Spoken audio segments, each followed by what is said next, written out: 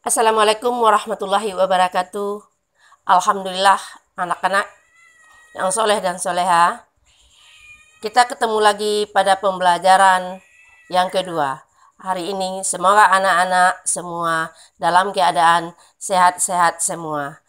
Seperti biasa, sebelum memulai pembelajaran, kita berdoa lebih dahulu. Bismillahirrahmanirrahim. Rabbis rohli sadri wa yasirli amri wahlul uqdatam min lisani yafqahu qawli. Rabbi zidni ilma warzuqni fahma waj'alni min ibadir rahma. Amin ya rabbal alamin. Apa kabar anak-anak? Alhamdulillah, luar biasa. Allahu Akbar. Tembus ke langit, langit ketujuh masuk surga. Amin.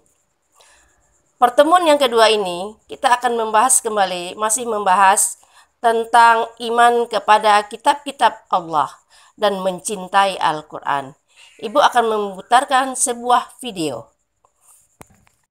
Pertanyaan: benarkah jumlah kitab yang Allah turunkan jumlahnya ratusan? Lalu kitab itu di mana saja? Jawaban: Bismillah, assalatu wassalamu ala rasulillah wa ba'du. Kewajiban bagi setiap muslim adalah mengimani secara global semua kitab yang Allah turunkan kepada para nabi dan rasulnya. Allah ajarkan prinsip ini dalam Al-Quran, yang artinya, Rasul telah beriman kepada Al-Quran yang diturunkan kepadanya dari Tuhannya. Demikian pula orang-orang yang beriman, semuanya beriman kepada Allah, malaikat-malaikatnya, kitab-kitabnya, dan rasul-rasulnya. Quran Surat Al-Baqarah ayat 285. Allah juga berfirman, yang artinya, dan katakanlah, aku beriman kepada semua kitab yang diturunkan Allah. Quran Surat Asy-Syura ayat 15. Yang dimaksud mengimani secara global adalah kita meyakini keberadaan kitab-kitab yang telah Allah turunkan kepada para utusannya dan meyakini kebenaran berita maupun ajaran yang ada di dalamnya.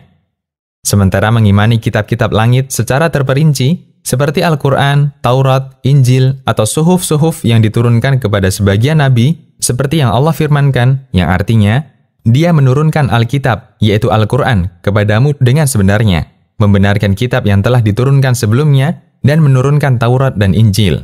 Quran Surat Ali Imran ayat 3. Allah juga berfirman menceritakan suhuf Ibrahim dan Musa, yang artinya, sesungguhnya ini benar-benar terdapat dalam kitab-kitab yang dahulu, yaitu kitab-kitab Ibrahim dan Musa. Quran Surat Al-A'la ayat 18 dan 19. Sementara mengenai jumlahnya, apakah sampai ratusan kitab dan apa saja namanya, selama kita tidak memiliki dalil yang sahih tentang itu, maka sikap yang benar adalah diserahkan kepada ilmu Allah. Terdapat sebuah hadis dari Abu Dzar radhiyallahu anhu bahwa beliau pernah bertanya kepada Nabi sallallahu alaihi wasallam, berapa jumlah kitab yang telah Allah turunkan?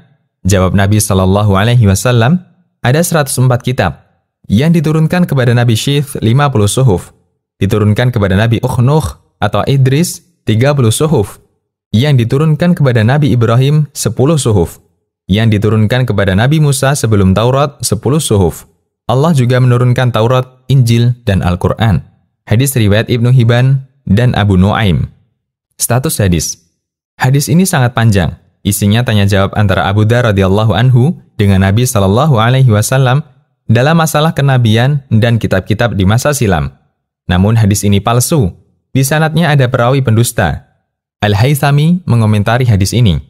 Dalam sanadnya ada Ibrahim bin Hisham Al-Ghassani. Kata Abu Hatim dan yang lainnya, dia pendusta. Karena status hadisnya palsu, maka tidak bisa dijadikan sebagai dalil. Demikian, Allahu a'lam. Setelah Ananda semua menonton dan mengamati, tugas Ananda adalah 1. Apa perbedaan Al-Quran dengan suhuf? 2. Tulis sejarah singkat turunnya kitab-kitab Allah Subhanahu wa Ta'ala. 3. Siapa saja nabi yang menerima suhuf dan berapa suhuf yang diterimanya? 4. Jawab dengan jujur.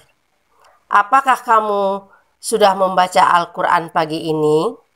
Dan tulis surat dan ayat yang kamu baca. Silakan buka buku pelajaran agama kelas 8 bab 1 halaman 1 sampai 15. Selamat belajar dan selamat belajar. Mari kita selalu mencintai Al-Quran. Wassalamualaikum warahmatullahi wabarakatuh.